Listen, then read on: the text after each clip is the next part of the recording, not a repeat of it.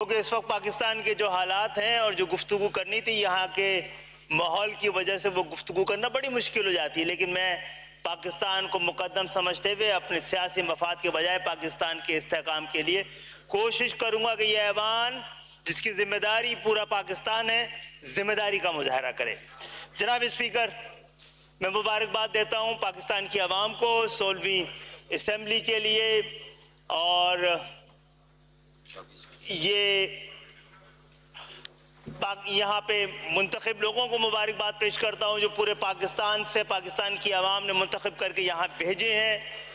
मैं मुबारकबाद देता हूँ इस ऐवान में होने वाले इंतखाबात जिसमें स्पीकर और डिप्टी स्पीकर मुंतखब हुए हैं और वज़ीर आज़म मुंतखब हुए, और मैं मुबारकबाद का मुस्तहिक समझता हूँ अपोजिशन में बैठे हुए अपने साथियों को कि वो तमाम इल्ज़ामात, अंदेशों, खदशों और शिकायतों के बावजूद उन्होंने इस ऐवान में जमहूरी अमल का हिस्सा बने, और इनको मुबारकबाद। और मैं ये भी समझता हूँ कि इनकी शिकायतें, इनके खदशात, अंदेशे, इल्ज़ामात, जनाब स्पीकर आप इस ऐवान के कस्टोडियन हैं, आपको कोई पार्लिमानी कमेटी बनानी चाहिए इस पे बातचीत करने के लिए, इस पे तहकीक करने के लिए।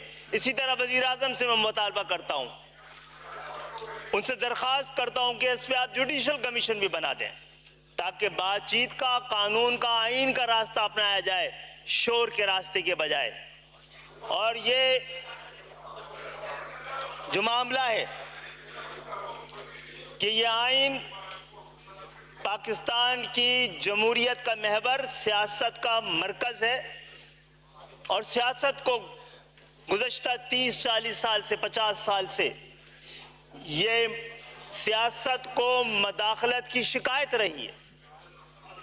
सियासत ये समझती है कि मदाखलत की वजह से बार बार जमहूरियत में जो ताअत्तुल आता रहा है, जो हुकूमत वक्त से पहले रुखसत होती रही हैं, जो असम्बली अपनी मुद्दत पूरी नहीं कर सकी हैं, पाकिस्तान के तमाम मसाइल की जड़, इस पर बात करने जा रहा हूँ। स्पीकर साहब, ये बात ही नहीं समझ पाते बेचारे, इनके हक में बात कर रहे हैं तो भी नाराज हो रहे हैं, ये इनके हक में भी बात कर रहे हैं तो बेचारे नाराज हो रहे हैं। काइंडली आराम से सुने मेंबर को। फाजिल मेंबर बोल रहे हैं। तो जनाब आली, अरे बैठ जा, बैठ जाओ।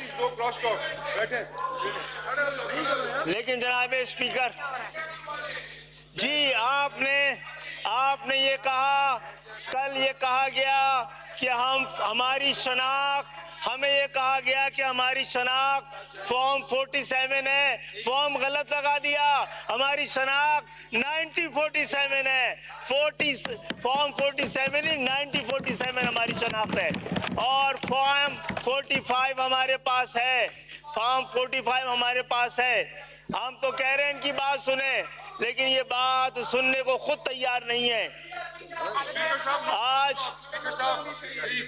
आप कंटिन्यू करते हैं। जनाब आली, जनाब स्पीकर,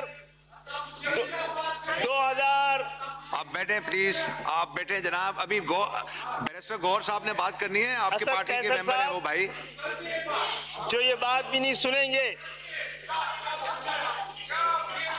बहरहाल जनाब ये नहीं करो। जनाब स्पीकर,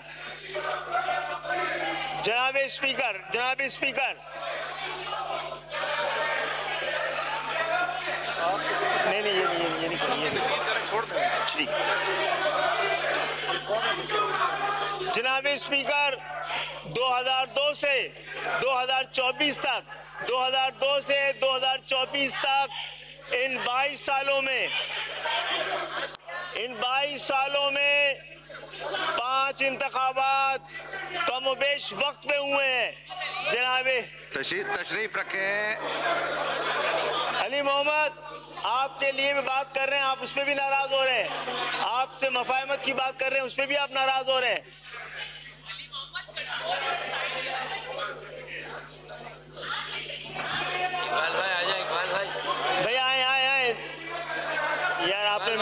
खराब कर दी।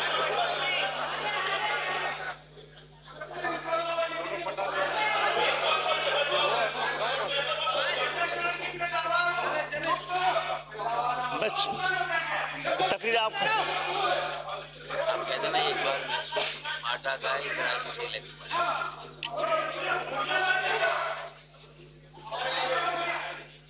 जनाब स्पीकर 2002 से 2024 तक 22 साल से इंतखाबात पाकिस्तान में अल्हम्दुलिल्लाह कमोबेश वक्त पे हो रहे हैं। इन 22 सालों में 4 ऐवानों ने अपनी मुद्दत पूरी की है। 5 दफा इंतखाबात हुए, 4 ऐवानों ने अपनी मुद्दत पूरी की है। इन 22 सालों में 4 मुख्तलिफ जमातों ने वफाक में हुकूमतें बनाई हैं। और हाँ, ये बात अलग है कि वजीर आजम अपनी मुद्दत पूरी ना कर सके। अब इस दफा 9 और इनको मिलाकर 10 वजीर आजम इस 22 साल में बदलते रहे। लेकिन जो पाकिस्तान की सियासत को शिकायत थी कि जमहूरियत का तसलसल उनको दस्तयाब नहीं हुआ, इस 22 साल में जमहूरियत के तसलसल मौजूद रहा है। लेकिन क्या ये जमहूरियत का तसलसल खुशहाली, अमन, इस्तेहकाम की जमानत बन सका है? नहीं बन सका है। जनाब स्पीकर, इस जमहूरियत के तसलसल के बाद भी हम आज देखते हैं तो हमें क्या नजर आता है? हमें तो आईन माजूर, कानून मजबूर, इंसाफ मफरूर और अदालतें यरगमाल नजर आती हैं। हम ये समझते हैं कि इस 22 साल के जमहूरियत के तसलसल के बाद पाकिस्तान बहरानों के भंवर में घिरा हुआ है। हम ये आज बिलावल भुट्टो साहब ने भी, वजीर आजम साहब ने भी, हम सब ये कहते रहे कि पाकिस्तान का सबसे बड़ा मसला माशी बहरान है, सबसे बड़ा बहरान माशी बहरान है, माली बहरान है। लेकिन समझने की बात यह है कि पाकिस्तान का सबसे बड़ा मसला, सबसे बड़ा बहरान माशी और माली नहीं बल्कि नियतों का बहरान है। अगर आप खुद टैक्स अरबपति लोगों से नहीं लेंगे, अगर ज़राअत टैक्स नहीं देगी, अगर आपको ज़राअत पे टैक्स नहीं लगाना है तो जागीरदाराना निज़ाम पर आप टैक्स लगाएं। जनाब आली, इस निज़ाम को बदलने के लिए हमें सबको लेकर साथ चलना पड़ेगा। इस निज़ाम के बतन से वो कुछ बरामद नहीं हुआ जिसके लिए पाकिस्तान बनाया गया था। मैं ये समझता हूं कि ट्रेड डेफिसिट इस वक्त खतरनाक सूरत हाल इख्तियार कर गया और कोई आने वाले 20-25 साल में इसको दुरुस्त करने के कोई इम्कानात नजर नहीं आते। लेकिन मैं इस ट्रेड डेफिसिट से ज्यादा परेशान वो ट्रस्ट डेफिसिट है जो हमारे दरमियान, हमारी कौम के दरमियान मौजूद है। जनाब आली, मसला हम उस खतरे और हमें डर है कि पाकिस्तान कहीं को फाइनेंशियल बैंक करप्सी ना हो जाए। लेकिन वो जो मॉरल बैंक करप्सी ऑलरेडी हो चुकी है उस पर हमारी तवज्जो नहीं है। हम क्लैरिकल डिसऑनेस्टी पे तो कानून बनाते हैं, लेकिन जो इंटेलेक्चुअल डिसऑनेस्टी इस मुल्क में तबाही मचा रही है उस पर हमने कभी गौर नहीं किया है। जनाब स्पीकर साहब, जो कुछ 4 दिन से इस ऐवान में हो रहा है, 2024 की असेंबली में हो रहा है, ये 2018 की असेंबली में भी यही हो रहा था। फर्क ये था जो लोग यहाँ बैठे थे वो यहाँ बैठे थे और जो यहाँ बैठे थे वो वहां बैठे हुए हैं। यही मसला 2013 की असेंबली में भी था। वो असेंबली में इस ऐवान के अंदर से शोर बाहर चला गया और वो धमकी और धरने से इस ऐवान पर धवावे तक हालात वही है। ये शोर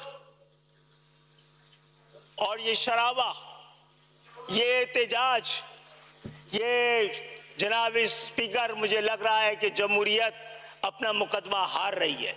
ये ऐवान अपनी हैसियत खो रही है। ये शोर फिर मुदाखलत को आवाज और जवाब दे रहा है और इसके बगैर काम नहीं बन पाएगा। आज बिलावल भुट्टो साहब ने 18वीं तरमीम के हवाले से भी बात की है और वजीर आजम पाकिस्तान से दरख्वास्त की है कि वफाक से मजीद डेवोल्यूशन होना चाहिए।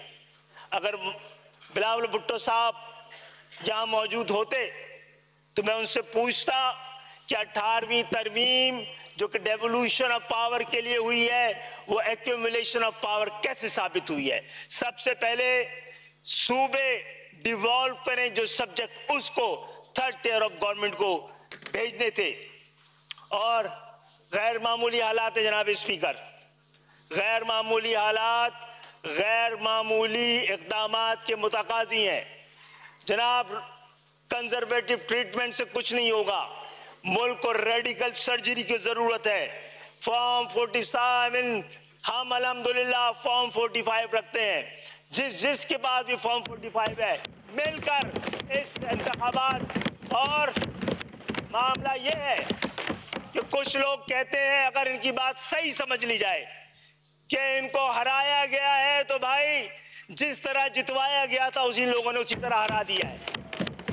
18 में जिस तरह जितवाया गया था 24 में उस तरह हरा दिया गया है। ये मिलकर बात करना चाहिए। जिसने आपको जितवाया था उसने आपको हरवाया होगा, अगर आपकी बात सही है तो। 18 में आप जीते थे, 18 में आप जीते थे क्या?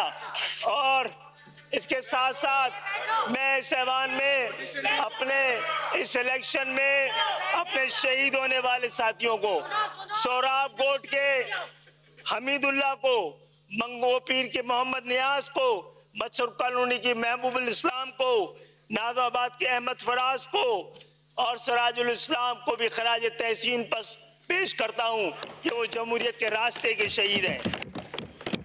बहरहाल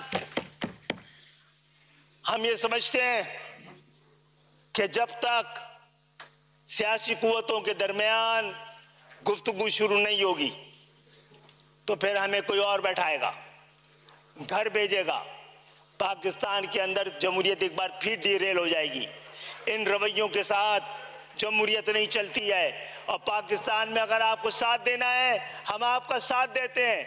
आइए, हमने यहाँ पर जो मुफस्सिल तकरीरें हुई हैं कल 2 और आज, वो मुफस्सिल तो थी, मुकम्मिल नहीं थी, क्योंकि उसमें हल नहीं दिया गया था। कोई नुस्खा नहीं बताया गया था कि पाकिस्तान के इन मसलों का हल किन नुस्खों से इलाज होगा। अल्हम्दुलिल्लाह MQM ने एक नुस्खा कीमिया ला के दिया है।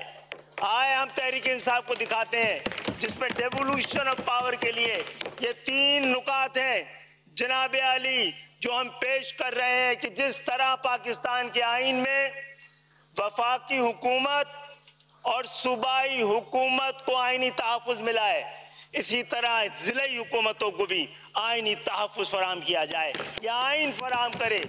जिस तरह पाकिस्तान के आईन में वफाकी हुकूमतों और सूबाई हुकूमतों के महकमे और इख्तियारात दर्ज हैं, इसी तरह ज़िलाई हुकूमतों के भी महकमे और इख्तियारात आइन में दर्ज हों।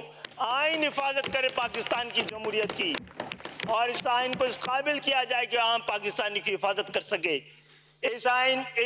हमारे इस आइनी तरमीम में इस बात को पाबंद किया गया है कि NFC अवार्ड को PFC अवार्ड के साथ मशरूत किया जाए और आइन वफाक को, सूबे को और जिले को एक ही फार्मूले के तहत वसाइल फराहम करे। और हम ये चाहते हैं कि जब तक पाकिस्तान में बुनियादी जमहूरियत ना हो, ज़िलाई हुकूमतें ना हो, आम इंतखाबात को कराना मुमकिन ना हो। बात बहुत करनी थी, लेकिन बात अगर ऐवान में नहीं होगी और वह ऐवान से बाहर होगी तो हमारी आवाज़ पहले भी बहुत तवान आ रही है। इसमें इस पाकिस्तान के खातिर हमने भी बड़ी कुर्बानियाँ दी हैं, लाखों जानों की कुर्बानी दी है, इस जमहूरियत की खातिर भी कुर्बानियाँ दी हैं। और इसके बावजूद हमने पाकिस्तान को हमेशा हम पाकिस्तान जिंदाबाद के नारे के साथ खड़े रहे हैं। ये हम ही थे कि जब पाकिस्तान की हुर्मत और अपने लीडर के दरमियान हमें फैसला करना पड़ा तो हमने पाकिस्तान के हक में फैसला किया है। और आज भी हम पाकिस्तान को कहते हैं कि और कितनों का लहू चाहिए तुझे अर्ज़ वतन जो तेरे आरिज़े बेरंग को गुलनार करे। कितनी आहों से कलेजा तेरा ठंडा होगा, कितने आंसू हो जो तेरे सहराओं को गुलजार करें, कितने पैमानों के पुर्जे हुए तेरे ऐवानों में, कितने ख्वाब थे जो तेरी शाहराओं में संसार हुए। हम तो मजबूर वफा हैं, मगर है जाने जहां अपने उस शाख से कोई ऐसा भी करता है। बहुत बहुत शुक्रिया।